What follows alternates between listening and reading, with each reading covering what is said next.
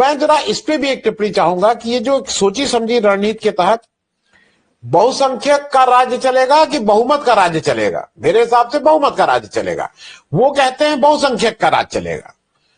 तो मैं इस पे भी एक टिप्पणी चाहूंगा, लेकिन उससे पहले ये जो अब अडानी सरकार में ट्रांसफर हो गई, मोदी सरकार आते आते आते आते अब बिल्कुल साफ अडानी सरकार है। और राहुल गांधी ने जिस तरह से आज बिल्कुल चीजों को साफ किया, हिम्मत के साथ मनुस्मृति लेके आए, हिम्मत के साथ कल प्रियंका गांधी ने ये बात कही, और ये कहने के लिए हिम्मत चाहिए थी। उन्होंने ये हिम्मत से ये बात कही, संबल की बात उठाई, उन्होंने अदनान की बात हिम्मत से कही। मैं थोड़ा इस पे भी एक टिप्पणी चाहूंगा, हेमंत भाई। धन्यवाद आनंद जी। सारे साथियों को नमस्कार। कल जो प्रियंका गांधी ने जो भाषण दिया और जो राहुल गांधी ने आज भाषण दिया, प्रियंका के भाषण में एक कमी थी बहुत बड़ी, और वो कमी ये थी कि उन्होंने कहा ये संघ का विधान नहीं है। उनको कहना चाहिए था ये अडानी का विधान है, it should have been otherwise.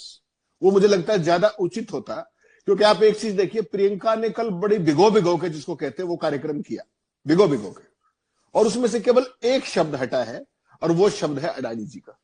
तो ये अपने आप में बहुत मायने रखता है, और ये भी पता लगता है कि, और वही गलती आज राहुल गांधी ने भी कर दी, उन्होंने भी 3-4 बार अडानी कह दिया, तो वो अडानी शब्द हट जाएगा उसमें।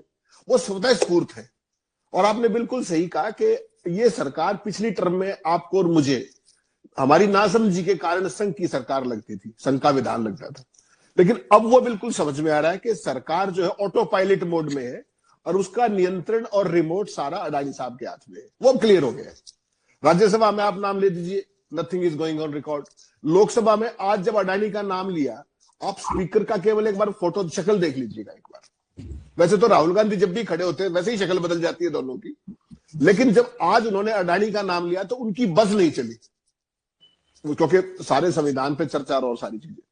तो इसमें अडानी का विधान होना चाहिए, संघ का विधान बेशक प्रियंका ना कहती तो भी कोई बात नहीं थी, संघ का तो सारे देश ने देख लिया। दूसरी महत्वपूर्ण बात आपने की कि साहब बहुसंख्यक और बहुमत, एक होता है अनपढ़ और एक होता है कुपढ़। तो ये उतना सा ही फर्क है। पढ़ा लिखा आदमी और उस कायदे को कोई उल्टा पढ़ ले तो उसको कुपढ़ कहा जाता है। इन्होंने उल्टा पढ़ रखा है, संविधान भी, पूरा ज्ञान भी जो इनका अर्जित है वो एक पैरोकियल व्यू के साथ है। इनका एक अपना देखने का एक नजरिया होता है, उसी के अंदर ये हर चीज को देखते हैं, उसी को इंटरप्रेट और उसी को मिस इंटरप्रेट करते हैं। इस पूरे संघी इकोसिस्टम पूरे का पूरा, उसमें कोई यादव जज हो या कोई ना हो वो एक अलग बात है। यादव को तो सुप्रीम कोर्ट जाने की जल्दी है, इसलिए बेचारे ने वो कर लिया, और आजकल इसी तरीके के कार्यक्रम तमाम जजेस कर भी रहे हैं दुर्भाग्य से। अब जो महत्वपूर्ण बात है कि कल जो प्रियंका ने किया या आज राहुल ने किया, देखिए आनंद जी, आप सारे वरिष्ठ हैं मुझसे, 2-3 चीजें मैं कहना चाहूंगा। एक तो जो भारतीय जनता पार्टी, आरएसएस और इनका जो पूरा जुगाड़ है, ये इनके 3 दुखती रग है। पहली दुखती रग है इनकी संविधान, दूसरी इनकी दुखती रग है तिरंगा, और तीसरी दुखती रग है महात्मा गांधी। अब दुर्भाग्य देखिए कि 75 साल तक संघर्ष करने के बाद भी बेचारों को इन्हीं तीनों के सामने सिर झुकाना पड़ता है, ना चाहते हुए, और उसमें संसद पे चर्चा करानी पड़ती है। कोई इच्छा नहीं इनकी, लेकिन उसके बावजूद भी सिर झुकाना पड़ता है, जिक्र करना पड़ता है। दिक्कत उसका कारण समझिए क्या है कि सावरकर और गोडसे के जो चित्र और उनकी प्रतिमाएं दुनिया में कहीं भी नहीं लगी हुई। तो ले देखे या तो नेहरू जी को कुल चिढ़ाने पड़ते हैं या गांधी जी को चिढ़ाने पड़ते हैं, और वहां ये भी नहीं कह सकते कि कांग्रेस ने लगवा दी। दुनिया के 130 से ऊपर देशों में गांधी जी की वो लगी हुई है प्रतिमाएं, जो लेटेस्ट जो जानकारी थी। दूसरी महत्वपूर्ण बात इसमें है कि मोदी जी जहां जहां सिर झुकाते हैं, वो कहां कहां सिर झुकाते थे आप याद कीजिए। अडवाणी जी को झुकाते थे, सबसे पहला काम उनको मार्गदर्शक मंडल में भेजा, फिर वो संसद के द्वार पर उन्होंने सिर झुकाया था, वो संसद ही नहीं बनवा दी, और अब जो है वो संविधान के सामने माथे पर लगाने लग गए उसको। तो शामत संविधान की भी थी, वो तो लोगों का भला हो कि उन्होंने इनको 240 पे रोक दिया। ये जो चीज है। और जो तीसरी जो सबसे महत्वपूर्ण बात है कि जो आज की तारीख में जो अंदर खाने चल रहा है, जो सबसे वाहियात और फजूले लोग हैं भारतीय जनता पार्टी के अंदर, आप देखिए कौन कौन लोग हैं। अनुराग ठाकुर जब भी मुंह खोलते हैं, देखिए आप याद करिए उनकी क्या भाव भंगिमाएं होती है, क्या सारा होता है। रविशंकर प्रसाद, उनके चेहरे पे ही एरोगेंस, वो किस चीज की एरोगेंस मुझे समझ में नहीं आती। मंत्रालय भी गंवा चुके हैं दोनों अपने इन्हीं हरकतों के कारण, या कुछ और भी हरकतें थी। एक भाई का तो पेगासस ने ही काम करा दिया था, जो IND मिनिस्टर था उसी पे पेगासस लगा हुआ था भाई पे। उसने किसी को कुछ कहा तो नौकरी चली गई। अब वो फ्रस्ट्रेट घूम रहे हैं, सुबह से रात तक राहुल गांधी को करते हैं जो कुछ भी करते हैं, रविशंकर प्रसाद। ये जो पूरे का पूरा, ये अपना अनुराग ठाकुर को देख लीजिए, सार्वजनिक मंच से राज्य मंत्री थे, गोली मारो डैश को याद होगा आपको, और उसका उनको इनाम मिला था प्रमोशन का। तो संविधान पर जो ये लोग चर्चा कर रहे, कल जो राजनाथ सिंह जो भाषण दे रहे थे, मुझे उन पे केवल तरस आ रहा था, गुस्सा नहीं, कि देखिए ये आदमी जो भारतीय जनता पार्टी के शासनकाल में 10 साल में पूरे के पूरे एक्ट सुप्रीम कोर्ट ने असंवैधानिक बता दिए, पूरे के पूरे एक्ट, इलेक्टोरल बॉन्ड का आपको ध्यान होगा, और उसके बावजूद भी वो व्यक्ति ईमानदारी की, ट्रांसपेरेंसी की, जवाबदेही की पता नहीं क्या क्या बातें कर रहे थे। राजनाथ सिंह को मैं आमतौर पर रिलेटिवली रीजनेबल आदमी मानता था, लेकिन पिछले 10.25 साल में जिस तरीके से उन्होंने अनकंडीशनल सरेंडर कर दिया है before the powers that be, उसके बाद उनके प्रति मन में कोई हमारी श्रद्धा बचती नहीं है। जिस तरीके से वो कुतर्क कर गढ़ रहे हैं आजकल चीजों को डिफेंड करने के लिए, वो इमरजेंसी के ऊपर कल भी वो लगा रहे थे। प्रियंका ने ठीक कहा कि फिर कुछ सीख लीजिए ना आप, वो तो घोषित इमरजेंसी थी, चलो कोई बात नहीं, आपकी अघोषित का क्या करें। कुल मिलाकर के जो ये सारा घटनाक्रम जो चल रहा है ना पिछले 2 दिन से संसद के अंदर देख रहे हैं आप, ये इनकी जो दुखी दबी हुई पीड़ाएं थी, कल पहले प्रियंका ने इलाज कर दिया और आज राहुल गांधी ने फिर कुरेद दी वो। अब ये करें क्या, दोनों के सारा सिस्टम स्तब्ध है। फिर वही कुतर्कों का सारा, हालांकि प्रधानमंत्री जब हम अभी बात कर रहे हैं तो बोल रहे होंगे अभी संसद के अंदर 5:30 जो बोलना था उनको, वो उनका बिना भाषण सुने भी आप समझ सकते हैं कि वो क्या बोल सकते हैं। वो एक खास किस्म के सिलेबस के पोस्ट ग्रेजुएट है वो RSS के, कभी भी सवाल का जवाब वो दे नहीं सकते, कभी भी वो ये नहीं बताएंगे कि भैंस चुराने की बात मैंने क्यों कही थी या मंगलसूत्र चुराने की बात मैंने क्यों कही थी। ऐसी चीजें उन्होंने कही है मंच के ऊपर जिसका कोई जवाब ना तो आज तक मिला, और ये पहले व्यक्ति हैं जो इतने बड़े पद पे होते हुए जिनसे हम सवाल का जवाब ले भी नहीं सकते, चाहकर भी। हमारे जैसे लोगों के पास अवसर ही नहीं, वो जो कभी इंटरव्यू भी होगा तो उसमें भी इनकी मानता दिखाई जाएगी, सारी बात है। आज की तारीख में जो ये सारी चीजें हो रही है, बेसिकली जो राहुल ने और प्रियंका ने 2 चीजें तो स्टेब्लिश की कि पहले राहुल अकेले थे, अब राहुल बाहर निकल करके देश में जनजागरण का काम कर सकते हैं, और पार्लियामेंट के अंदर, खासतौर पर लोकसभा के अंदर जो क्या नाम है प्रियंका गांधी है, वो मोर्चे को थाम सकती है। एक चीज तो कल ये हुई, और वो बेटर ऑरेटर है, बेटर उनका कनेक्ट है, शब्दों पे बेहतर नियंत्रण है जो हम हमेशा से बात करते थे, और उनकी जो भाव भंगिमाएं भी है वो इंदिरा गांधी से कहीं ना कहीं मैच करती हैं एक यूनिक वे में, जब कम्युनिकेशन की दृष्टि से आप बात करते हैं तो। राहुल गांधी हिंदी भाषा में बेशक उतने पारंगत ना हो, लेकिन मास कनेक्ट के लेवल पे ठीक है, तो वो फील्ड में अपना काम करते रहे बेशक। और अब इंटरेस्टिंग बात यह होगा, दोनों बहन भाइयों ने जो भाषण दिया है, जो कल प्रियंका का चर्चा, आज अब राज्यसभा में देखना पड़ेगा कि कांग्रेस की तरफ से जो सोमवार और मंगलवार को जो संविधान पे बहस होने वाली है, एक तरफ तो खड़गे साहब बोलेंगे, दूसरा स्पीकर कौन होता है जो भारतीय जनता पार्टी को ऑल गन्स ब्लेजिंग अटैक कर सकता है। ये भी बड़ा इंटरेस्टिंग होगा, क्योंकि आज की तारीख में राज्यसभा में कांग्रेस के पास कोई बहुत अच्छे वक्ता बचे नहीं, सच्ची बात यह है कि कोई वक्ता उस तरीके के है नहीं, वकील टाइप के हैं जो जिरह करने लग जाते हैं। पॉलिटिक्स में आपको एक फ्लो के साथ भाषण करना होता है। यहां पर जो राज्यसभा में जब होगा वो भी एक देखने की चीज होगी। और एक बात आपको माननी पड़ेगी कि जो ये संविधान की बहस थी, इसने पहली बार संसद के पटल पर on record Bharatiya Janata party, RSS और उनके पैतृक संगठन की जो फॉल्ट लाइंस थी, जिसको लोग कहीं ना कहीं भूल जाते हैं क्योंकि आर्टिकुलेशन होती नहीं, संसद में कोई गंभीर बहस हो ही नहीं पाती। आज भी देखा होगा आपने राहुल गांधी कितनी बार इंटरप्ट किया, बोलने नहीं दिया। प्रियंका के टाइम कोशिश कम की, लेकिन वहां भी कोशिश की। तो ये सारी चीजें जो फॉल्ट लाइंस दोबारा एक्सपोज हुई हैं, जो पूरे देश ने देखा है, अब मोदी जी हो या उनका बाकी इकोसिस्टम हो या उसका जो आपका जो कीर्तन मंडली है मीडिया के नाम पर, वो इसको किस तरीके से आपको पता है ये प्रोपगेट करेंगे, मैनिपुलेट करेंगे, तमाम चीजें। राहुल के भाषण में भी तमाम कमियां निकालेंगे। अभी भी आपने सोशल मीडिया में देखा होगा तपस्या को किस तरीके से वो किया जा रहा है, ऊर्जा को किस तरीके से वो किया जा रहा है। तो इनका अपना वो है, लेकिन मुझे लगता है कि अब ये संसद सेशन तो 6 दिन का रह गया बाकी। इसके बाद जैसे जोशी जी कह रहे थे, सबसे बेहतरीन मौका अगर कोई है वो है अब ईवीएम को लेकर के। और नॉट ओनली ईवीएम, जो महाराष्ट्र और हरियाणा में किया गया है वो डेटा मैनिपुलेशन के जरिए ईवीएम में खेल किया गया है। पहले बड़े पैमाने पर वोटें काटी गई है और उसके बाद सारे खेल हुए हैं। बाकी एक छोटी सी जानकारी सारे पैनल को दूंगा, आप स्तब्ध रह जाएंगे। कल मैं किसी बीजेपी के नेता से बात कर रहा था कि भाई हरियाणा के अंदर तुम्हारे पास कितने पन्ना प्रमुख है? उसने कहा साहब 3.5 लाख पन्ना प्रमुख है हरियाणा में, 3.5 लाख। और एक पन्ने पे जो इलेक्टोरल रोल होता है उस पे 60 नाम होते हैं, यानी कि 2.25 करोड़ वोटरों के ऊपर तो सीधा सीधा चेक है इनका, उंगली है इनकी कि कौन किसको वोट देता है, उनको पता है क्योंकि उस मोहल्ले में रहते हैं, उस एरिया के हैं। तो उनमें से कितनों की वोट कटी ये महाराष्ट्र में आपने देखा, और एक एक कंस्टिट्यूंसी के अंदर 25-25 हजार वोट बढ़ी। ये आनंद जी आपने देखा 152 कंस्टिट्यूंसी के अंदर। महाराष्ट्र के अंदर जो हुआ है, हरियाणा के अंदर अभी तक उस पर वर्कआउट नहीं हुआ है, हालांकि फॉरेंसिक डेटा एनालिसिस कांग्रेस करवा रही है उसका।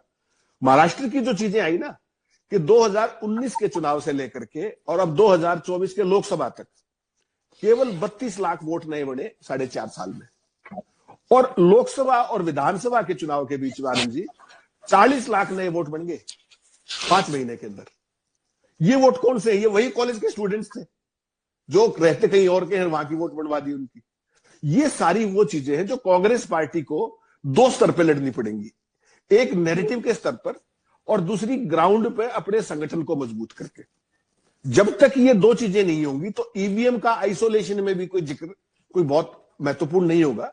कांग्रेस पार्टी को अपने भी फॉल्ट लाइन्स देखनी पड़ेंगी, ईवीएम के जरिए, डेटा मैनिपुलेशन के जरिए जो खेल हो रहा है उसको भी देखना पड़ेगा।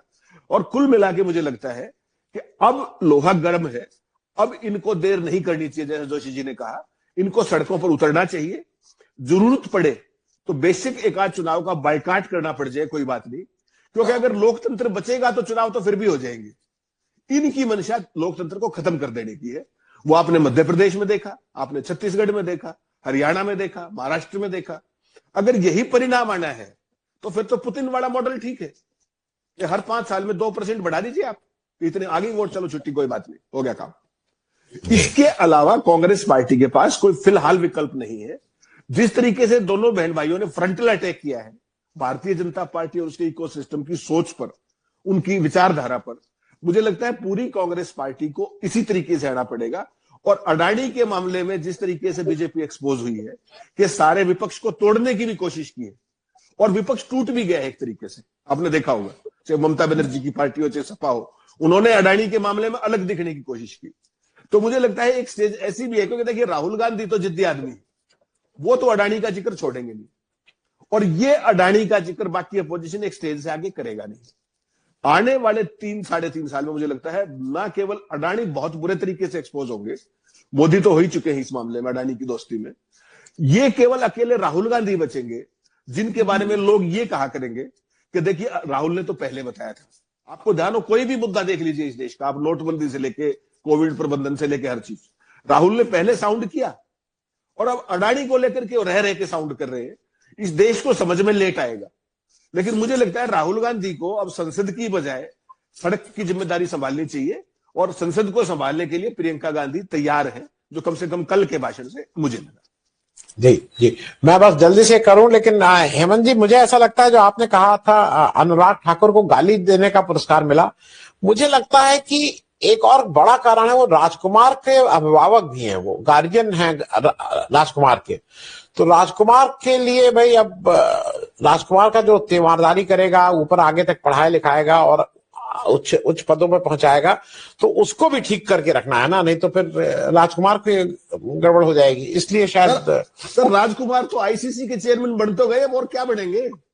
नहीं तो वहां रहता है, नहीं तो वहां से हटाए भी मतलब इसको तो ठीक रखना है ना। एक व्यक्ति ऐसा चाहिए जो उनकी बैटिंग करता रहे। नहीं तो राजकुमार जी कितना अच्छा बोलते हैं, ये तो हम सबने देखा, कितना अच्छा खेलते हैं, बोलते हैं, कितनी अच्छी बुद्धि है। इस पे तो कन्हैया कुमार कहता ही है कि यूपीएससी का वो पास करके गए हैं ना एग्जाम, तो कन्हैया बार बार कहता है। जी बस, मैं हेमंत अत्री साहब चलते चलते एक और ये प्रश्न इसलिए है, ये असल में इतने ज्यादा प्रश्न रहते हैं, पूछना आप लोगों से होता है। धनखड़ जी ने जो काम कर रहे हैं उनके खिलाफ एक अविश्वास प्रस्ताव आ चुका है, लेकिन वो फिर भी सीट पे चिपके। आपको नैतिकता के मामले कम से कम खुद तो हट जाना चाहिए। हरवंश जी को बिठा दें, भाई आपके अगेंस्ट अविश्वास प्रस्ताव आया है, पास होगा नहीं होगा वो अलग बात है, लेकिन आपके खिलाफ आया हुआ है, उसके बाद भी बेशर्मी से वहां बैठ के और वही काम कर रहे हैं।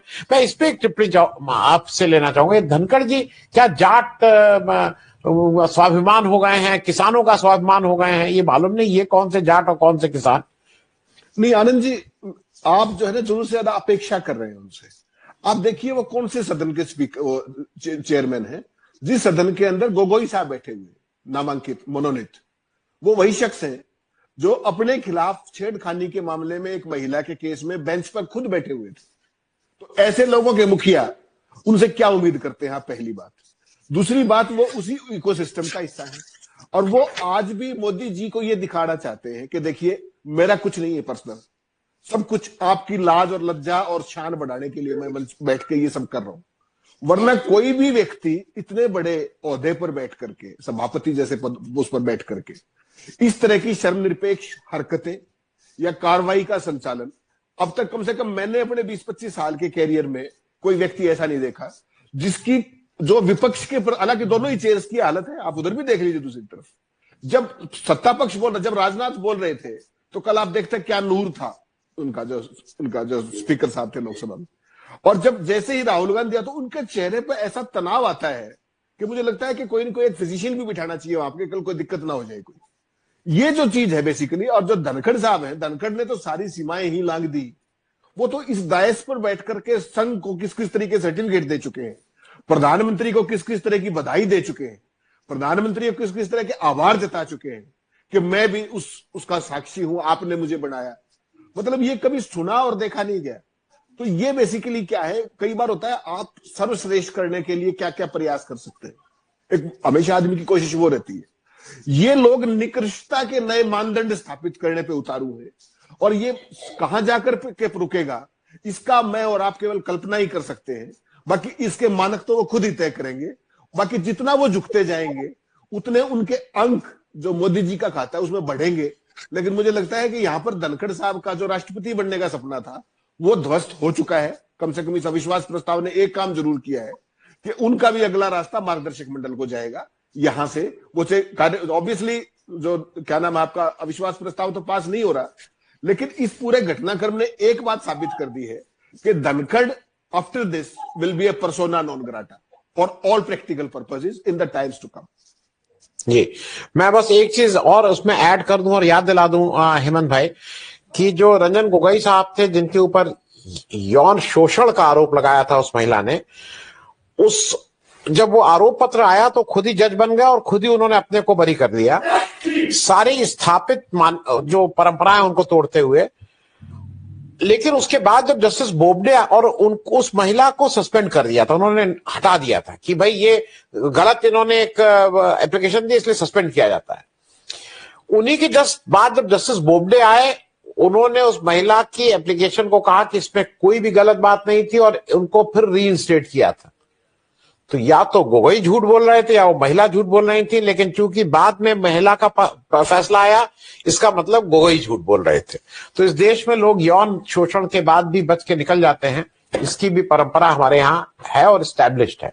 आप सबका चर्चा में भाग लेने के लिए बहुत बहुत धन्यवाद। डॉक्टर राय, हेमंत भाई, हरिशंकर साहब और यूसुफ साहब, बहुत बहुत शुक्रिया बात करने।